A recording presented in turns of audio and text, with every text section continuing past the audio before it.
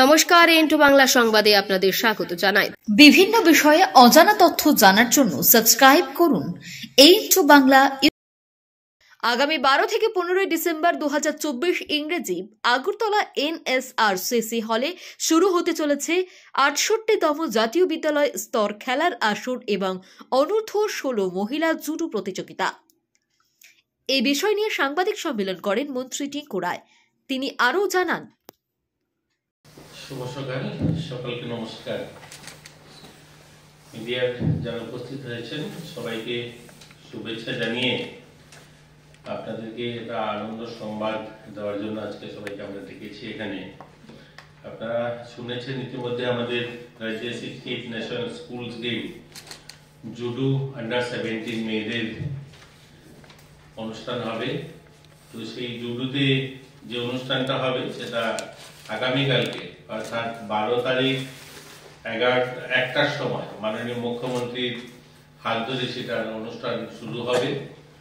তো সেই অনুষ্ঠানে ইতিমধ্যে আমাদের রাজ্যে যারা এসছেন বা আসবেন, যারা আমাদের কাছে সূচি পাঠিয়েছেন, সেই সংখ্যাটা 27টা রাজ্য এবং 4টা অন্যান্য অর্গানাইজেশন, স্কুল বা স্পোর্টস অর্গানাইজেশন 4টা, টোটাল 31টা গ্রুপে সেখানে খেলাধুলায় অংশগ্রহণ করবে এবং কোচ এবং ম্যানেজার সেই সংখ্যাটাও 71। তো টোটাল যদি আমরা দেখি প্রায় 350 কাছাকাছি প্রতিনিধি আসবে এবং আমাদের সেই টুর্নামেন্ট হবে। এবং আমরা এই ন্যাশনাল গেমসের জুডোতে আপনাদের বলতে খুশি হচ্ছে, জুডো আমাদের রাজ্যে যারা খেলোয়াড়রা আছে তারাও ইতিমধ্যে কিন্তু যতগুলো টুর্নামেন্টে তারা অংশগ্রহণ করেছে কোনো অংশেই পিছিয়ে নেই। আমরাও আশাবাদী এবারে যে আমরা যেহেতু হোস্ট করছি, আমাদের রাজ্যের যারা খেলোয়াড়রা মেয়েরা ভালো রেজাল্ট করবে।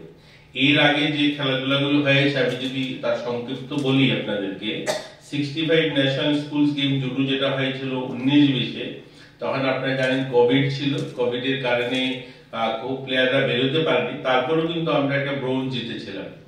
কিন্তু যেটা 22-23-এ যে হয়েছিল 66 ন্যাশনাল স্কুলস গেম, সেখানে কিন্তু আমরা ভালো রেজাল্ট করেছি। আমরা একটা গোল্ড এবং 2টা সিলভার, একটা ব্রোঞ্জ মেডেল আমাদের রাজ্যের ছেলেমেয়েরা জিতেছে। 67 ন্যাশনাল স্কুলস গেম যেটা হয়েছিল 2023-24, সেটা তো আমরা কিন্তু একটা গোল্ড, একটা সিলভার এবং 4টা ব্রোঞ্জ মেডেল আমাদের প্লেয়াররা জিতেছে। 24-25 সেটা তো আমরা একটা ব্রোঞ্জ জিতেছে। আমরা খেলো ইন্ডিয়া ইউথ গেম যেটা হয়েছে সেটাতে 3rd এডিশনে আমাদের 19-20-এ যেটা হয়েছে সেটাতে একটা সিলভার জিতেছে এবং 5th এডিশন খেলো ইন্ডিয়া 22-23-এ যেটা হয়েছে সেখানে একটা ব্রোঞ্জ জিতেছে। 6th এডিশন খেলো ইন্ডিয়া যেটা হয়েছে সেটা তো আমাদের একটা সিলভার, একটা ব্রোঞ্জ জিতেছে। তো আমাদের রাজ্যে যারা জুডোতে যারা প্লেয়াররা আছে, ছেলেরা বা মেয়েরা, ভালো রেজাল্ট গোটা দেশে যেখানে যেখানে তারা পার্টিসিপেট করেছে ভালো রেজাল্ট করেছে। তাই আশাবাদী, যেহেতু আমরা এটা হোস্ট করছি আর আমাদের নিজেদের রাজ্যে তারা খেলবে, একটা ভালো তারা প্রদর্শন করবে, তারা ভালো একটা সুনাম অর্জন করবে। আমরা আশাবাদী যে তারাও ভালো সংখ্যায় তারা মেডেল জিতবে। তো এই ছিল আপনাদের জন্য যে আমরা আপনাদের মাধ্যমে আমরা সহযোগিতা চাই। যেহেতু গোটা দেশ থেকে আসবে, 31টা টিম আসবে, যেখানে 27টা রাজ্যের প্রতিনিধিরা থাকবে, আপনাদের কাছ থেকেও সহযোগিতা চাই যে সকলে মিলে যেন একটা সুন্দর পরিবেশে আমরা একটা ভালো উপহার দিতে পারি রাজ্যকে। এই জুডো টুর্নামেন্টটা তাদের জন্য আমরা গতকালকে ইন্টারন্যাশনাল স্ট্যান্ডার্ড যে ম্যাট হয়, এটা পুরনো ম্যাট আমরা সরিয়ে নতুন ম্যাট লাগিয়েছি। পরিকাঠামোগত ভাবেও আমরা যারা বাইরের থেকে আসবে এই ন্যাশনাল জুডো খেলতে আন্ডার 17, তারা যেন ফিল করে যে হ্যাঁ, আমরা যেখানে গিয়েছি কোনো অংশেই তারা কোনো ধরনের ত্রুটি রাখেনি। তাদের থাকার ব্যবস্থা, খাবার ব্যবস্থা বা সেখানে সাজসজ্জা বা যে ম্যাট, যে ম্যাটে খেলাধুলা হয় ইন্টারন্যাশনাল স্ট্যান্ডার্ড, সেই ম্যাটও আমরা ব্যবস্থা করেছি। তো আমরা আশাবাদী যে খুব সুন্দর একটা খেলা হবে আর যারা খেলপ্রেমী যারা রয়েছে আমাদের রাজ্যে সকলে মিলে এটাকে উপভোগ করবে।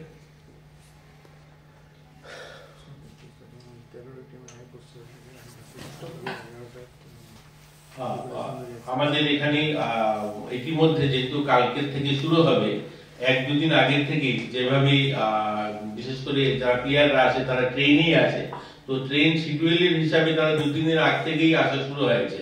অলরেডি 13টা রাজ্যের মেয়েরা এসে গেছে, বাকি আজকের রাতের মধ্যে সবাই চলে আসবে। ধন্যবাদ আপনাদেরকে। কিছু যদি জিজ্ঞাসা করতে চান। যারা আসছে বাইরে থেকে তাদেরকে খাওয়া দাওয়ার যে ব্যবস্থাগুলো আছে সরকার থেকে করা হচ্ছে, গতবার যারা এসেছিল তাদের থেকে একটু কমপ্লেন ছিল যে সেরকম সঠিকভাবে দেখাশোনা করা হয়নি তাদেরকে। দেখুন, আমরা তো আমাদের তরফ থেকে বেস্ট করার আমরা প্রয়াস করি।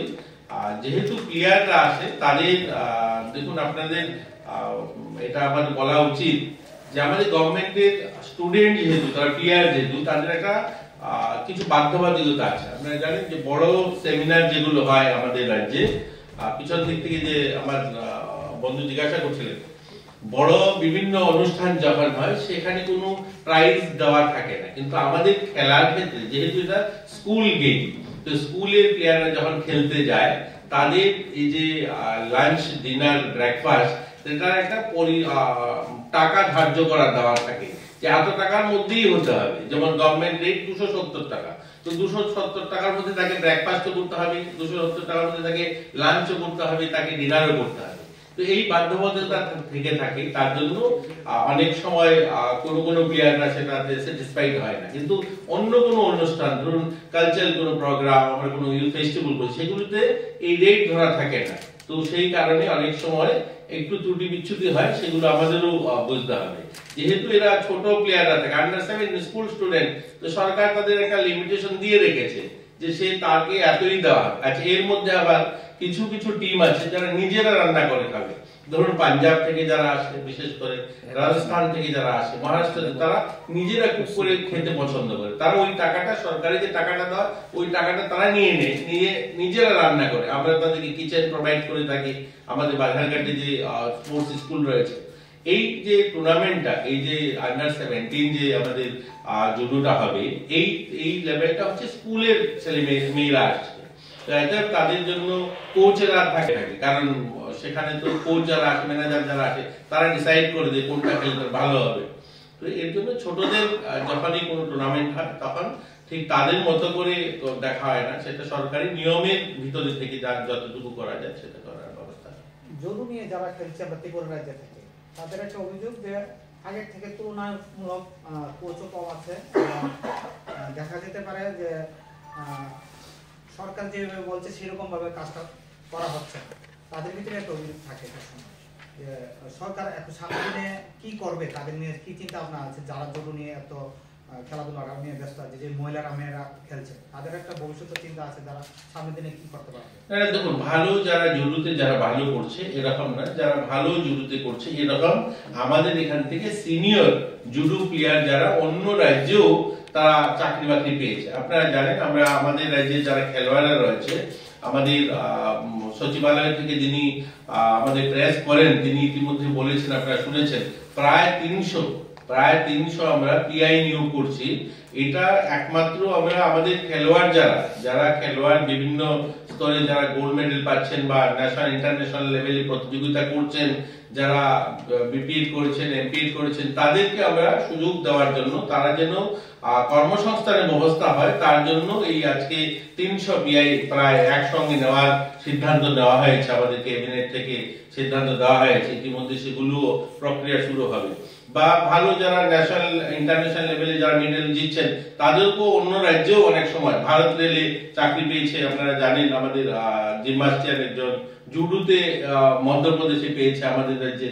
তো অনেকেই, এমন নয় যে কোনো স্কোপ নেই, এটাতে ভালো যারা করছে তাদেরও স্কোপ আছে। হ্যাঁ, জুডো, ক্যারাটে, এই যে ক্যাটাগরিতে খেলাগুলো হয়, এগুলোর মধ্যে অনেকগুলো আলাদা ফেডারেশনও রয়েছে, কিছু আনঅথরাইজ অর্গানাইজেশনও রয়েছে। সেগুলোতে যারা পার্টিসিপেট করছে, খেলছে, তারা হয়তো অনেক সময় সেখানে আমরা যখন স্বীকৃতি দেই সেগুলো তারা পায় না, সেখানে একটু অসুবিধা হয়। আমাদের রাজ্যে খেলাধুলার জন্য আপনারা জানেন, গত 2 বছর ধরে আমরা যারা গোল্ড মেডেল, এই যে আজকে স্কুল স্পোর্টস বোর্ড যেটা হবে, এখন যেটা স্কুল গেম হচ্ছে, এখানে যারা গোল্ড মেডেল পাবে তাদেরকে আমরা 1 লক্ষ টাকা দেবো। যারা সিলভার পাবে তাদেরকে 50,000 টাকা দেবো আগামী বছর। আমরা যারা ব্রোঞ্জ পাবে তাদেরকে 25,000 টাকা দেবো। তো তো এই সংখ্যাটাও কিন্তু কম নয়, এই সংখ্যাটাও প্রতি বছর, শুধু জুডো বলছি না, প্রত্যেক ক্যাটাগরিতে এই যে স্কুলস গেমে যারা পার্টিসিপেট করে, যারা সারা দেশে যেখানে যেখানে তারা অংশগ্রহণ করছে, যারা গোল্ড মেডেল জিতে আসছে, তাদেরকে আমরা 1 লক্ষ টাকা করে পুরস্কার দিচ্ছি। প্রত্যেক বছর তাদের 1 লক্ষ টাকা দেওয়া হচ্ছে। যারা সিলভার জিতছে 50,000 টাকা দেওয়া হচ্ছে। এটা আপনি বলতে পারেন।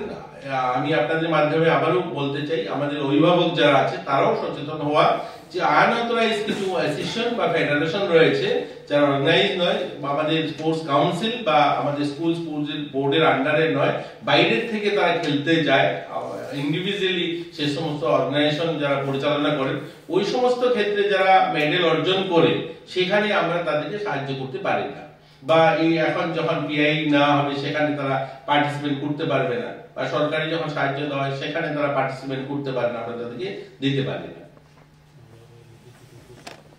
আর ইতিমধ্যে আমরা অলরেডি জুডো কোচের জন্য আপনারা জানেন আমরা কন্ট্রাকচুয়ালও কিছু কোচ নেওয়ার জন্য অ্যাডভার্টাইজমেন্ট হয়েছে, ইন্টারভিউ প্রসেসও অলমোস্ট কমপ্লিট, এই তাদেরকেও আমরা নেওয়া হবে। তো এটা নিরন্তর প্রক্রিয়া, এটা চলতে থাকবে। এবং আমরা খেলাধুলার ইনফ্রাস্ট্রাকচার, আপনি যেটা বলছিলেন পরিকাঠামোগত, আমি আপনার সবার সামনে মিডিয়ার সামনে বলতে পারি, এই 4-5 বছরে পরিকাঠামোগত ভাবে আমাদের রাজ্যে স্পোর্টস এর অনেকখানি পরিবর্তন হয়েছে। শুধুমাত্র আমরা 6খানা সিনথেটিক ফুটবল গ্রাউন্ড করেছি এরকম নয়, আমরা এটা ছাড়াও আজকে যুব আবাস আমাদের মফস্বলে ছিল না, আজকে আমাদের 200 লোক থাকার মতো, যুব থাকার মতো আমরা আমবাসাতে যুব আবাস কমপ্লিট হয়েছে, ইনোগ্রেশন হয়ে গেছে। উদয়পুরে যুব আবাসের কাজ শুরু হবে, আমাদের কৈলাসহরে যুব আবাসের কাজ শুরু হয়েছে।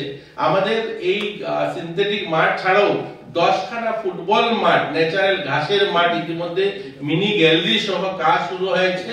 অনেকগুলো মাঠ অলমোস্ট কমপ্লিটের পথে, ফটিকরায় মাঠ, টিলাবাজার মাঠ, ডলুগাঁও মাঠ, আমাদের জোলাইবাড়ি মাঠ, এগুলো সব ন্যাচারাল ঘাসের মাঠ। অনেক সময় আমি দেখি মিডিয়ার মাধ্যমে আসে যে আমরা নাকি মাঠ শুধু সিনথেটিক হচ্ছে, সিনথেটিক না, সিনথেটিক ছাড়াও ন্যাচারাল ঘাসের মাঠও আমরা 10খানা অলরেডি, যেগুলো কমপ্লিটের পথে, হয়তো 5-6 মাসে কমপ্লিট হয়ে যাবে, সেগুলো করছি আমরা একটা অ্যাথলেটিক ট্র্যাক পারি। হোটেল ফেরোজ আবাসিক হোটেল, থাকা এবং খাওয়ার অনন্য নিদর্শন। আগরতলা শহরের প্রাণকেন্দ্রে এবং আখাউড়া আগরতলা চেকপোস্ট থেকে মাত্র 500 মিটার দূরে অবস্থিত। হোটেল ফিরোজ থেকে 3 কিলোমিটারের মধ্যে পেয়ে যাবেন বিমানবন্দর, শপিং মল, পার্ক, হাসপাতাল, museum, bus stand, railway station. আমাদের ঠিকানা আখাউড়া রোড, ওয়েস্টার্ন ক্লাবের পাশে, দক্ষিণ রামনগর, আগরতলা, ত্রিপুরা, ইন্ডিয়া। যোগাযোগ নাম্বার 9485004456 অথবা 7838972308। ব্যুরো সংবাদ A2 বাংলা।